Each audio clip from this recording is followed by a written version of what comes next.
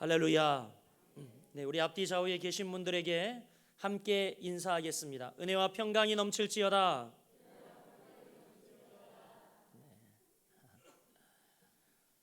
제가 중국어는 잘 몰라도 지난 주간 중국에 한 주간 신학교 강의를 갔다 왔는데 이 청년들이 많이 쓰는 용어가 있더라고요. 피안, 평 아닌데 피안 그러더라고요. 이게 중국말로 평안이라는 말이더라고요.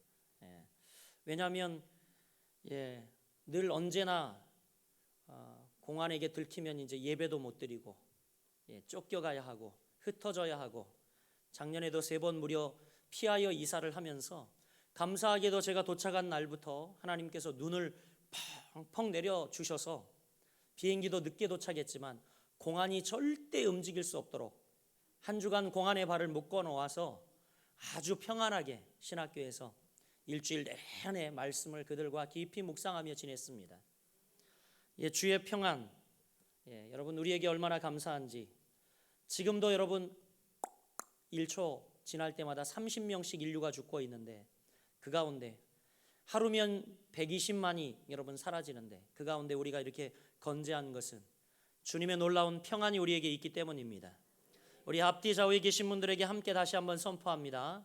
인사하지 않은 분들에게 함께 이야기합시다. 은혜와 평강이 넘칠지어다.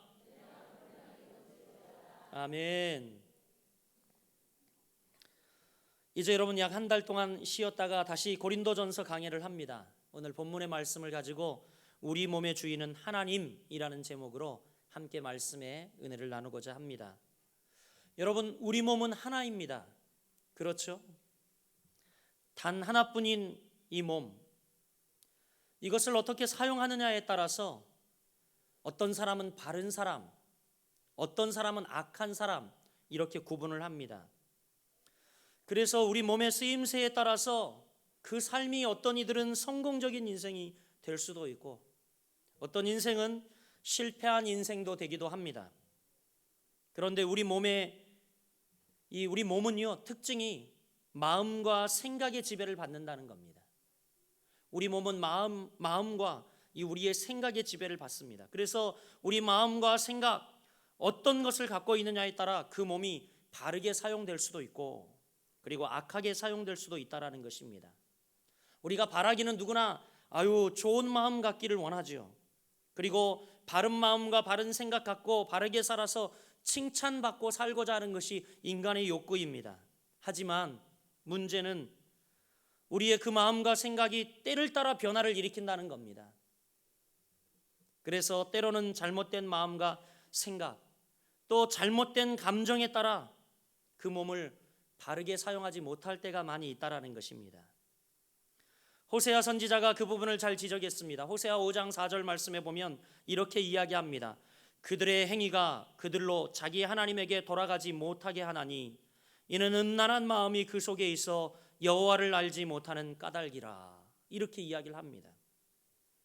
그들의 행위가 그들로 자기 하나님에게 돌아가지 못하게 하나니 이는 음란한 마음이 그들 가운데 있어. 즉 마음의 생각대로 그들이 움직여져서 하나님께로 돌아가지 못한다, 여호와를 알지 못한다. 호세아 선지자는 이렇게 말합니다. 뿐만이 아니라 에스겔 선지자도 에스겔 3장 19절에 이렇게 이해합니다. 내가 악인을 깨우치되 그가 그의 악한 마음과 악한 행위에서 돌이키지 아니하면 그는 그의 죄악 중에서 죽으려니와 너는 내 생명을 보존하리라. 그가 그의 악한 마음과 악한 행위를 돌이키지 아니하면 결과는 죽으려니와 라고 이야기를 하고 있죠. 결국요, 악한 마음 혹은 악한 생각, 이것이 악한 행위를 하게 한다라는 것입니다. 그리고 결과는 어떻게 해요? 영원한 죽음에 이르게 된다라는 것입니다. 그러면 우리는 성경에서 말하는 좋은 마음, 좋은 생각은 무엇이고 악한 마음과 악한 생각은 무엇일까? 궁금하지 않을 수 없습니다. 여러분, 당연히 좋은 마음이란 두말할 것도 없이 그리스도 예수의 마음을 갖는 것입니다. 할렐루야. 우리 한번 따라해 보겠습니다. 좋은 마음이란 그리스도 예수의 마음을 갖는 것입니다. 아멘. 빌립보서 2장 5절은 사도 바울이 이렇게 이야기합니다. 너희 안에 이 마음을 품으라. 곧 그리스도 예수의 마음이니 라고 말합니다. 여러분, 우리 안에 바울은 강권합니다. 너희가 그리스도 예수의 마음을 품지 않으면 다른 마음을 품기 때문에 그리스도 예수의 마음을 품으라 우리에게 권하고 있어요. 사랑하는 여러분, 저도 여러분에게 권합니다. 그리스도 예수의 마음을 품게 되는 여러분 되시길 주의 이름으로 축원합니다. 그래서 요엘 선지자는 요엘서 2장 13절에 우리에게 이렇게 권면합니다. 너희는 옷을 찢을 게 아니라 너희 마음을 찢고 하나님께 돌아오라. 이렇게 말합니다. 우리가 찢어야 할 것은 옷이 아니라 우리의 마음을 찢고 하나님께 돌아오라고 이야기합니다. 이 말은 바꿔 이야기하면 다시 말해 무엇이냐면 이제 다시 예수의 마음, 하나님의 마음으로 돌아와라. 원의로 돌아오라는 겁니다. 너희의 옷, 외형적인 모든 거칠에는 찢어버리고 너희의 마음이 하나님께로 정비되어야 한다는 이야기입니다.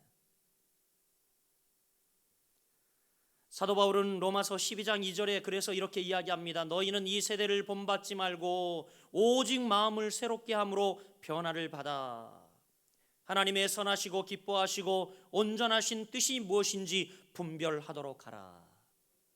중요한 것은 우리의 마음의 문제라는 겁니다. 마음이 예수의 마음을 품지 않고 마음이 변화되지 아니하면 우리는 새롭게 될 수 없다라고 이야기합니다. 사랑하는 여러분, 이 세상 사람들의 행동이나 관습을 본받지 않고 예수 그리스도의 마음을 본받는 여러분들 되시길 주의 이름으로 축원합니다. 그렇게 되면 여러분, 하나님의 방법이 실제로 얼마나 큰 행복을 가져다 주는가 우리가 경험을 통해서 알게 될 것입니다. 우리가 세상의 마음, 세상의 것을 취하지 아니하고 하나님 마음, 예수의 마음을 품었을 때에 그렇게 되면 실제로 그것이 우리에게 얼마나 큰 행복을 가져다 주는가 우리는 날마다 경험하게 될 것입니다. 사랑하는 여러분, 예수의 마음을 품으시길 바랍니다. 우리는 지금까지 잘못된 마음과 잘못된 생각을 가지고 있었다면 버리고 예수의 마음을 가져야 합니다. 그래야 우리가 하나님의 방법을 선택하여 살 수 있고요, 또 하나님의 뜻을 선택하여 살 수 있고 바른 삶을 살게 됩니다. 다시 말하면 우리 몸을 하나님 뜻에 바르게 사용하라는 것입니다. 그런데 여러분, 우리 몸에 대한 바른 생각이 뭘까? 먼저 바른 생각을 생각해 보기 전에 우리 몸에 대한 잘못된 생각부터 먼저 말씀을 드립니다. 바울은 이렇게 이야기합니다. 우리 몸을 먹고 즐기는 데만 사용해서는 안 된다고 오늘 본문 13절에 확실히 밝히고 있습니다. 음식은 배를 위하여 있고 배는 음식을 위하여 있으나 하나님은 이것저것을 다 폐하시리라. 몸은 음란을 위하여 있지 않고 오직 주를 위하여 있으며 주는 몸을 위하여 계시느니라. 이렇게 말씀하고 있습니다. 그렇습니다, 여러분. 우리는요, 본문 13절의 말씀처럼 우리 몸은 주님을 섬기라고 만들어진 것이라고 말씀하고 있어요. 여러분, 우리 몸은 우리의 것입니까? 아닙니다. 우리의 것이 아닙니다. 20절 말씀을 한번 보십시오. 뭐라고 이야기하고 있습니까? 값으로 산 것이 되었으니 라고 말하고 있어요. 우리는 하나님께서 비싼 대가를 치르고 사셨기 때문에 우리는 우리 몸을 하나님 영광을 돌리는 데만 사용해야 할 줄 믿습니다. 우리 몸이 하나뿐인데 이 몸을 어떻게 사용하느냐에 따라 그 인생이 완전히 달라진다는 겁니다. 악한 도구로 사용할 것인가 아니면 선한 도구로 사용할 것인가?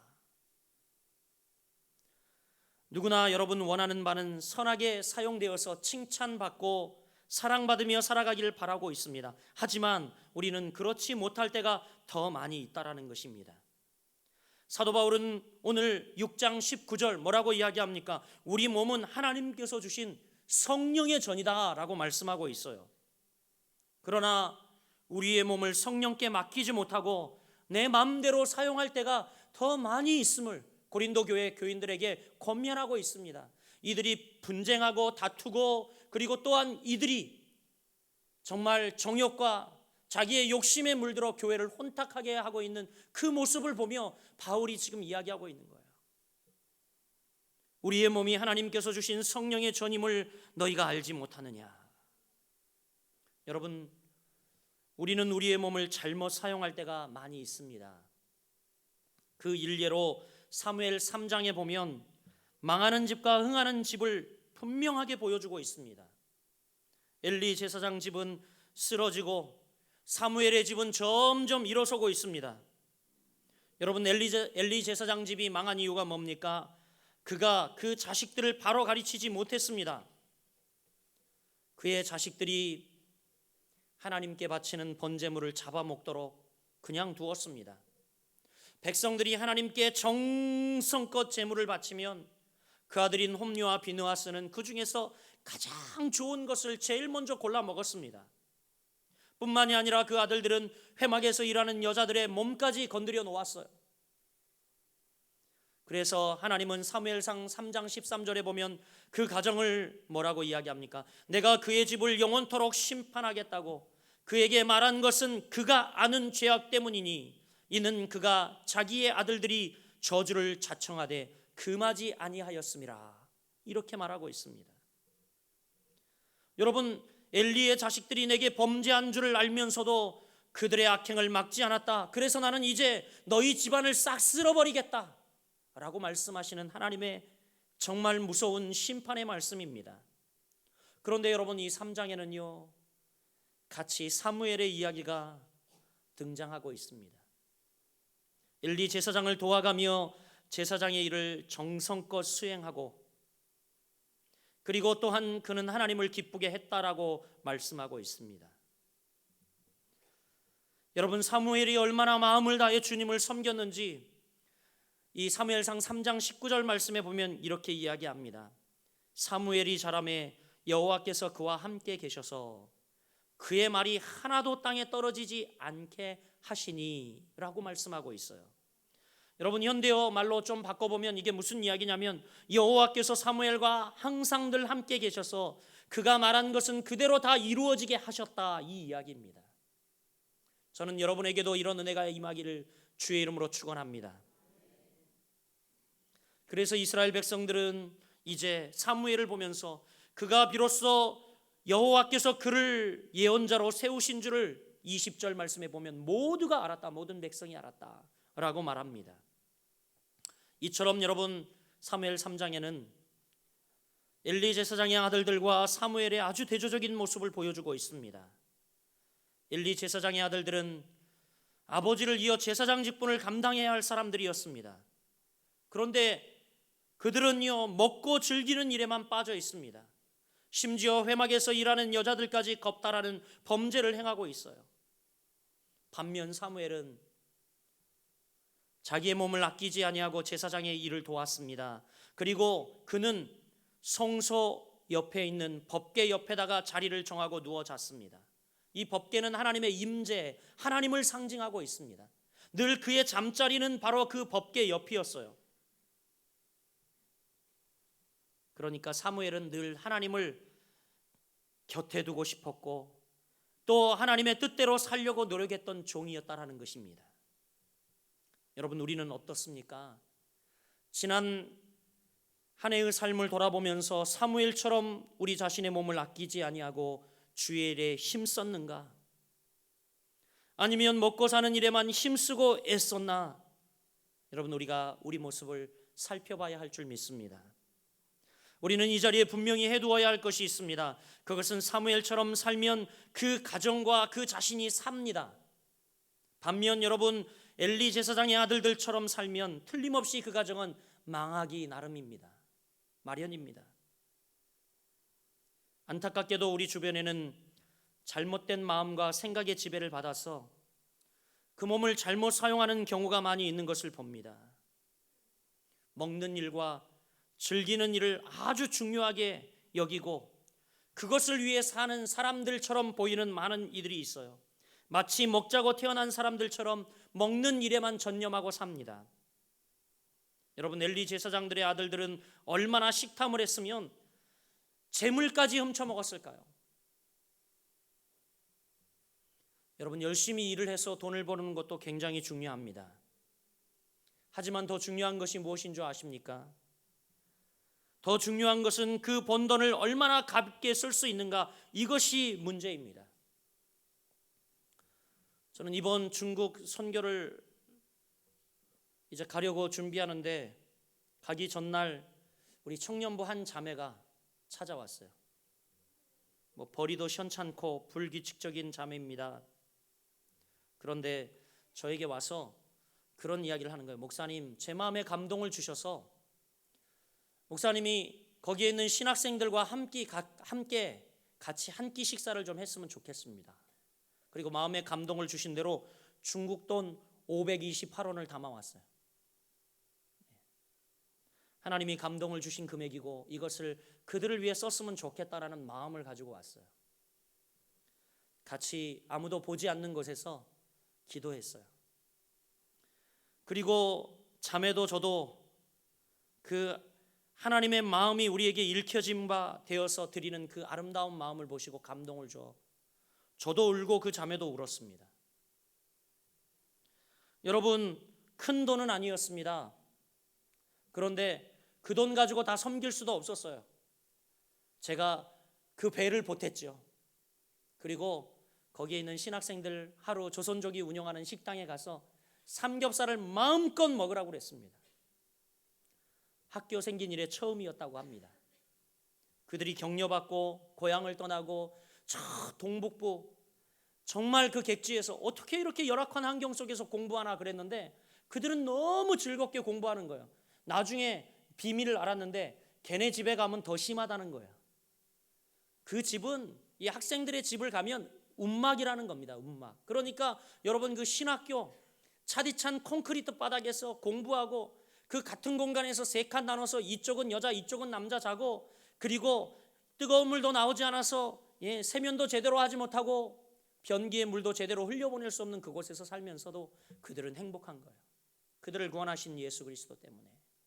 또 그들이 훈련받아 이제 이 중국 대륙을 품고 세계 선교를 향하여 나가는 하나님께서 주의 종으로 부르셨다라는 그 마음 때문에 그렇게 훈련받고 있는 그들을 보면서 참 감사했습니다. 야, 어떻게 이렇게 적은 돈으로 저들을 행복하게 할 수 있을까?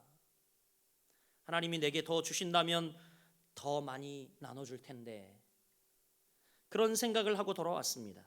반면 여러분, 어떤 이들은 정말 불필요한 것에 쓸데없이 돈을 허비해 버립니다. 안타깝게도 어떤 이들은 죄송한 표현이지만 계집질을 하는데 몇십만 원, 몇백만 원 쓰는 것 하루아침에 그렇게 쓰는 것 전혀 아까워하지 않는 멍청한 남자들도 있습니다. 사랑하는 여러분, 얼마나 불쌍한 인생입니까? 우리 믿는 성도들의 몸은요, 오늘 20절 말씀처럼 하나님께서 비싼 대가를 치르고 사셨습니다. 그런데 이 귀한 몸을 함부로 우리가 사용한다면 그것은 하나님의 뜻을 정면으로 도전하는 것입니다. 자기의 몸을 하나님의 뜻에 따라 바르게 사용하지 못하고 죄악에 우리의 몸을 맡긴다면 그것은 사탄이 우리를 부리고 이용하는 결과가 된다는 것입니다. 사랑하는 여러분, 저와 여러분이 주님 앞에 함께 고백했으면 좋겠습니다. 우리 오른손을 들고 저를 따라 한번 여러분이 고백해 주시길 바랍니다. 우리 몸은 하나님의 것입니다. 우리 몸의 주인은 하나님이십니다. 아멘. 여러분, 이런 고백이 여러분에게 있어야 할 줄 믿습니다. 우리 몸은 우리의 것이 아닙니다. 하나님이 우리를 값으로 주고 사신 바 되었다라고 말씀하고 있습니다. 그런 거로 여러분 내 마음대로 사용할 수가 없습니다. 레위기 11장 45절 말씀에 보면 이렇게 이야기합니다. 나는 너희의 하나님이 되려고 너희를 애굽 땅에서 인도하여 낸 여호와라. 내가 거룩하니 너희도 거룩하라. 하나님은 우리의 하나님이 되기 위해서 우리를 애굽 땅에서 꺼내어 주셨고 저 죄악 많고 그리고 죄로 인하여 얼룩진 그 세상 속에서 우리를 출애굽시켜 주셨고 그리고 그분은 우리에게 말씀합니다. 내가 거룩하니 너희도 거룩하라. 할렐루야. 여러분, 우리는 거룩한 하나님의 백성입니다. 세상 사람들과 구별된 존재들입니다. 그리고 여러분, 정말 중요한 것은 하나님 나라에 들어가기로 약속된 하나님이 핏값으로 산 하나님의 자녀들이라는 겁니다. 하나님 나라에 들어가기로 약속된 자녀들이에요. 할렐루야. 그렇기 때문에 여러분 더욱 함부로 사용해서는 절대 안 됩니다. 우리가 하나님 나라에 들어가기로 약속된 자녀들이 어떻게 여러분 우리의 이 남은 생 남은 몸을 여러분 함부로 사용할 수 있겠습니까? 오직 주님의 뜻에 따라 거룩하게 사용하도록 힘써야 할 줄 믿습니다. 비싼 대가를 치르고 우리를 사셨습니다. 바로 독생자 하나밖에 없는 아들 예수 그리스도를 여러분 십자가에 달므로 우리를 사셨어요. 고로 우리는 우리의 몸을 값지게 사용해야 할 줄 믿습니다. 또한 소중하게 다루면서 귀중한 일에만 잘 사용하도록 하시길 주의 이름으로 축원합니다. 하나님은요 비싼 대가를 치르고 우리를 사셨기 때문에 우리를 그냥 내버려 두지 않습니다. 늘 성령으로 우리 안에 오셔서 우리 안에 거하시고, 그래서 우리가 주님의 뜻대로 살려고 주님의 뜻을 구하고 추구하면 이때 우리에게 지혜도 주시고 능력도 주시고 우리와 함께 하시는 분입니다. 그러니까 여러분 주님의 능력을 더 크게 맛보려면 더 주의 뜻을 추구하시길 바랍니다. 할렐루야. 여러분 우리는 정말 직무유기하면 안 돼요. 우리 가운데 주님의 뜻이 나타나도록 여러분 더욱 우리가 주의 일에 힘쓰는 것이 여러분 우리가 감당해야 할 일이라고 말씀하고 있습니다.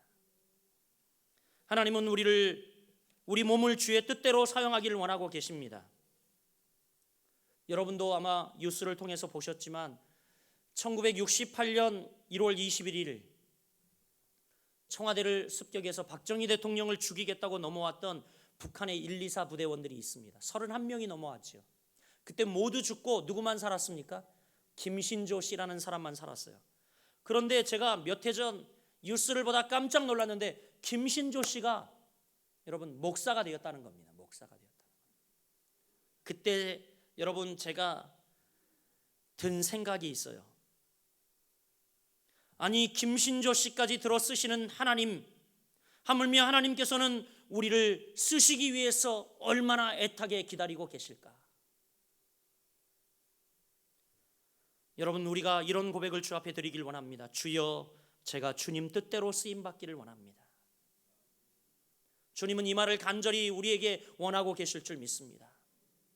그리고 그런 고백을 하는 이들을 찾아 주님이 주님의 뜻대로 그를 사용하시며 또 사용하실 때에 그냥 두시지 아니하고 힘과 능력과 성령의 함께 하심으로 우리를 인도하여 주실 것을 믿습니다.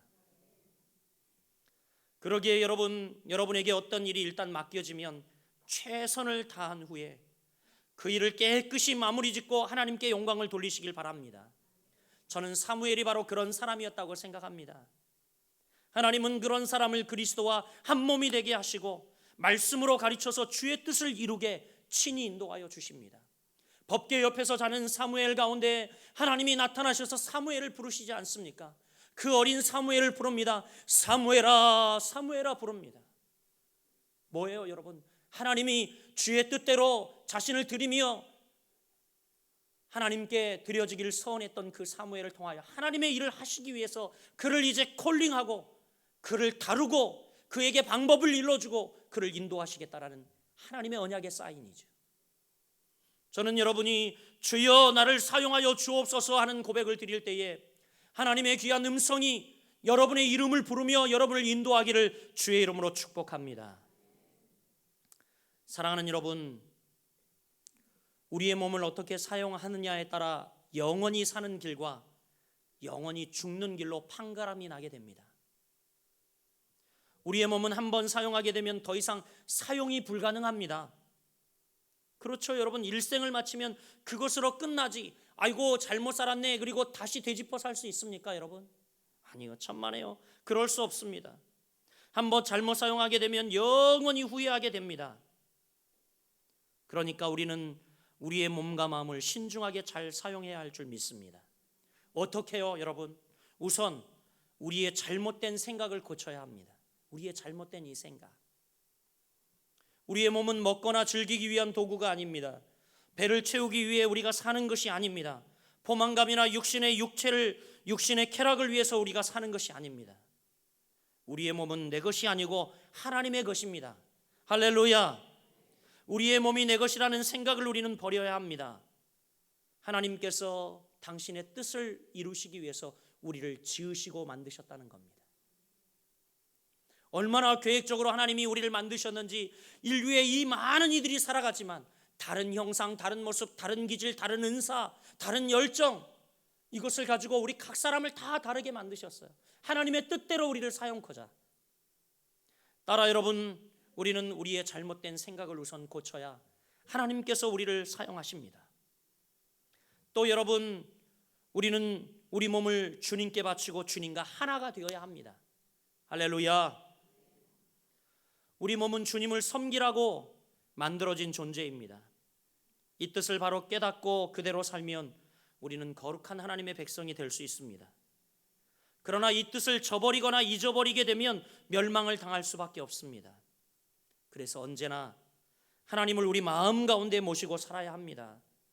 우리 몸은 여러분, 몸의 주인이 하나님이시기 때문에 우리 마음 중앙에 하나님이 계셔야 해요. 할렐루야. 그런데 우리 중심에 욕심으로 가득 차 있는 나, 혹은 탐심으로 가득 차 있고 시기로 가득 차 있고 불평으로 가득 차 있고 감사치 아니하는 마음으로 가득 차 있는 나라는 존재가 자리 잡고 있거나 엉뚱한 마음이 자리 잡고 있다면 여러분, 사탄이 차지하고 우리를 여러분 그릇된 길로 잘못 행하게 한다라는 것입니다. 우리 마음 중심에 늘 하나님이 계셔야 합니다. 그래야 여러분 우리 몸을 주님 뜻대로 사용할 수 있습니다.